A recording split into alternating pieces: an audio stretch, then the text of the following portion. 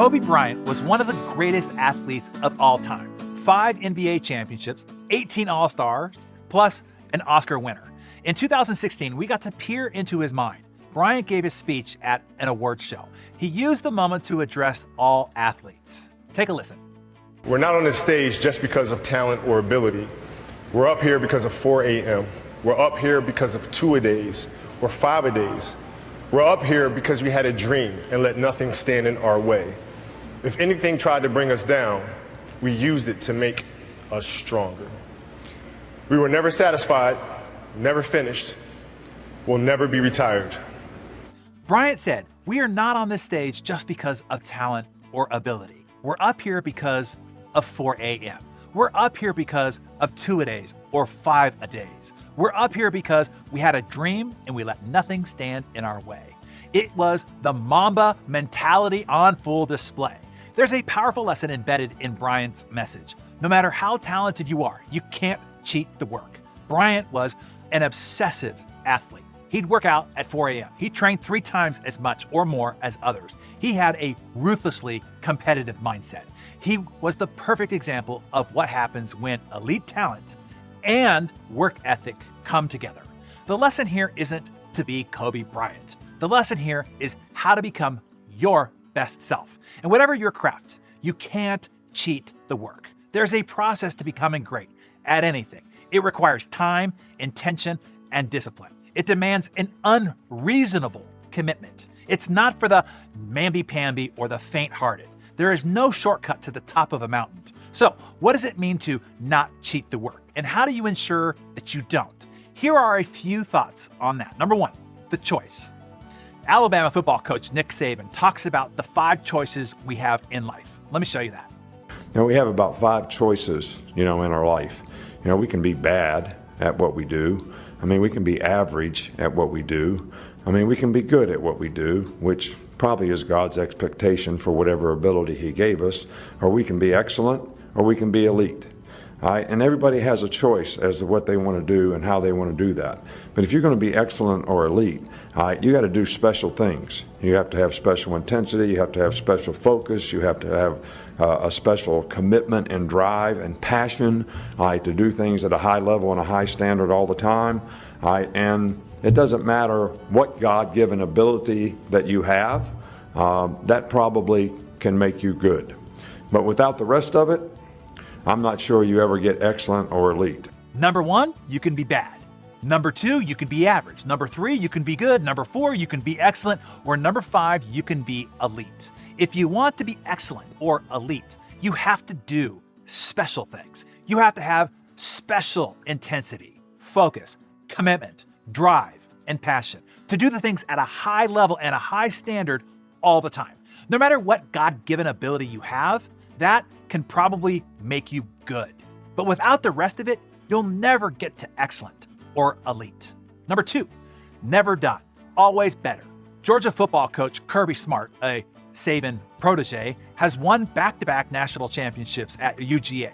He knows the Bulldogs' biggest opponent in 2023 wouldn't be another team, it would be entitlement. The very next morning, after winning their 2nd consecutive national championship, head coach Kirby Smart said, quote, "Start thinking about the next one. I do think it's going to be much tougher, and I think we'll have to reinvent ourselves next year because you can't just stay the same. The disease that creeps into your program is called entitlement," he said. "It is why great organizations fail. Entitlement destroys them. Complacency is the enemy." 88% of Fortune 500 companies in 1955 are no longer around. They're either out of business or have been acquired. 88%! In recent history, numerous examples of great companies have gone bankrupt. Blockbuster, Polaroid, Borders, Kodak, Circuit City, Radio Shack, Toys R Us, Lehman Brothers, Compaq, Arthur Andersen, and many, many others. All of them reached championship-level success, but then eventually failed. Smart's challenge, as it is with all leaders, will be getting his players to sustain championship-level success. His message to his team was simple and powerful. We stay hungry. We stay humble.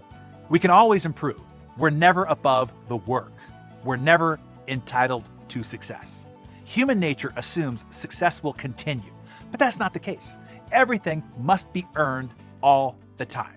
Once you make the choice to do the work required to be successful, you must have the humility to know nothing is ever owned or guaranteed.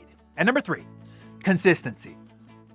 Consistency. This is where the rubber meets the road. It's what separates the good from the great and the great from the elite.